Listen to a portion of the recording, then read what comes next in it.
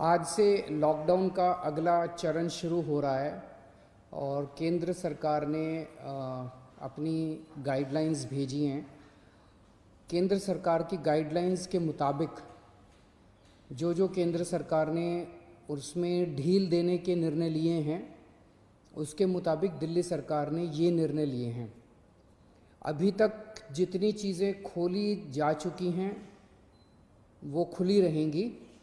इसके अलावा बार्बर और सैलून की दुकानें खोलने का निर्णय लिया गया है।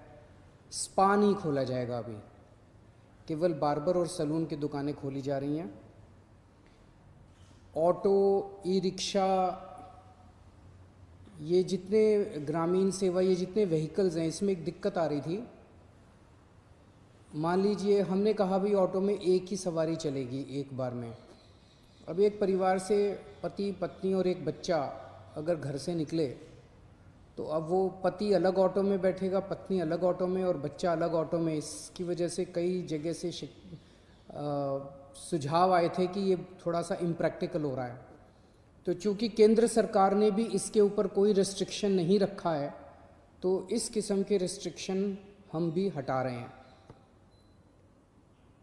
केंद्र सरकार ने निर्णय लिया है कि रात को 9 बजे से सुबह 5 बजे तक एसेंशियल सर्विसेज को छोड़ के बाहर कोई नहीं निकलेगा।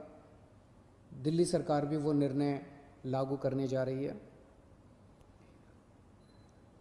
अभी तक ये था कि 4 व्हीलर्स में केवल ड्राइवर के अलावा 2 लोग बैठेंगे और स्कूटर पे पीछे कोई सवारी नहीं बैठेगी, लेकिन केंद्र सरकार ने अब इसको हटा दिया है, इस कंडीशन को। तो दिल्ली सरकार भी केंद्र सरकार के निर्णय के अनुसार उसको हटा रही है। मार्केट्स में अभी तक हम लोगों ने ऑड इवन लागू किया था कि एक दिन ऑड दुकानें खुलेंगी, एक दिन इवन दुकानें। केंद्र सरकार के गाइडलाइंस में इस तरह की कोई कंडीशन नहीं है, तो अब मार्केट्स में सभी दुकानें खुलेंगी। पिछली बार केंद्र सरकार ने कहा था कि इंडस्ट्रियल एरिया में स्टैगर्ड टाइमिंग्स लागू किए जाएंगे, तो हमने भी उसी के हिसाब से स्टैगर्ड टाइमिंग्स किए थे, लेकिन अब केंद्र सरकार ने वो निर्णय हटा दिया। तो दिल्ली में भी अब सारी इंडस्ट्रीज़ खुल सकेंगी।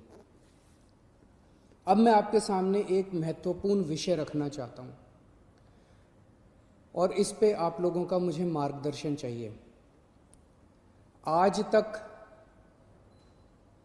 मुझे आप लोगों का बहुत स्नेह मिला, बहुत प्यार मिला, बहुत विश्वास मिला,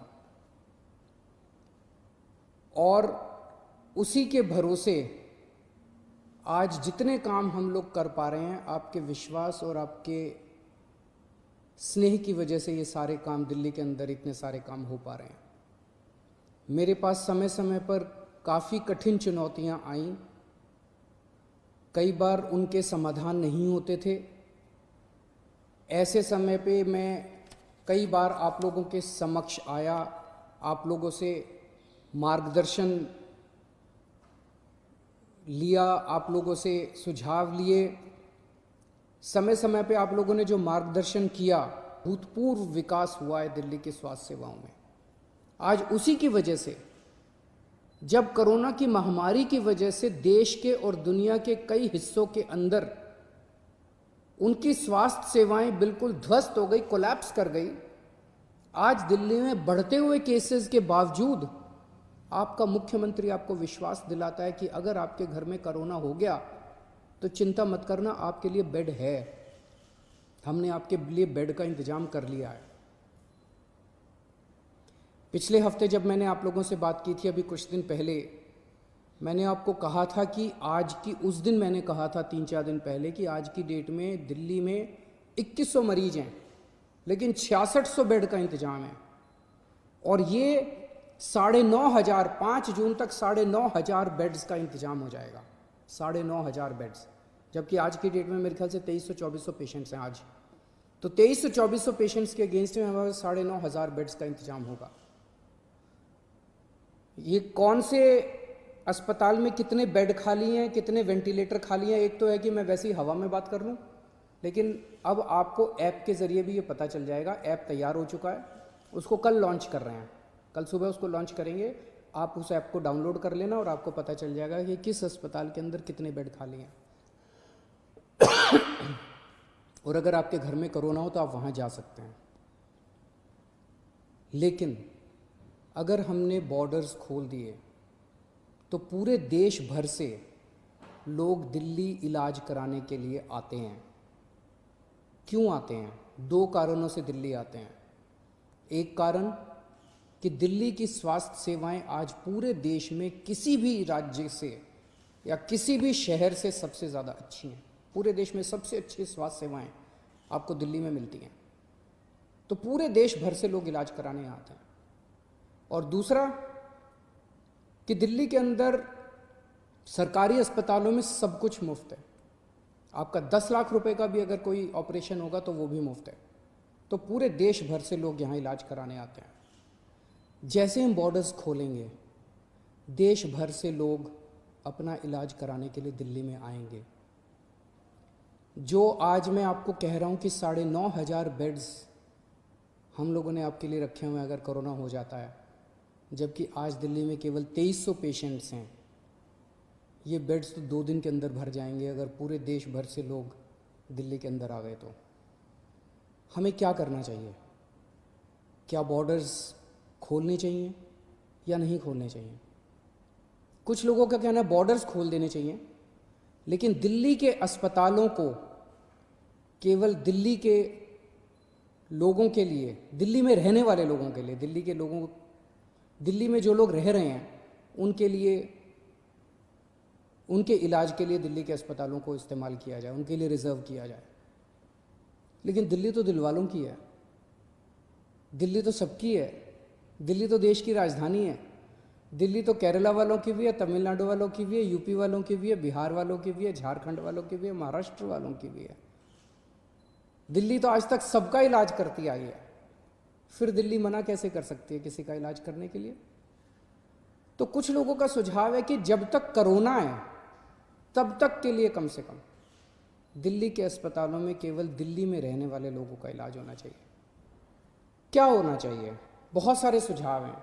मुझे आपसे मार्गदर्शन चाहिए और हमें क्या करना चाहिए। आप हमें इस बारे में सुझाव भेजें। शुक्रवार को 5 बजे तक आपके सुझावों का इंतज़ार रहेगा। आप मुझे अपने सुझाव व्हाट्सएप कर सकते हैं। व्हाट्सएप नंबर है 8800007722। व्हाट्सएप नंबर है 8800007722। ईमेल है delhi.cm.suggestions@gmail.com।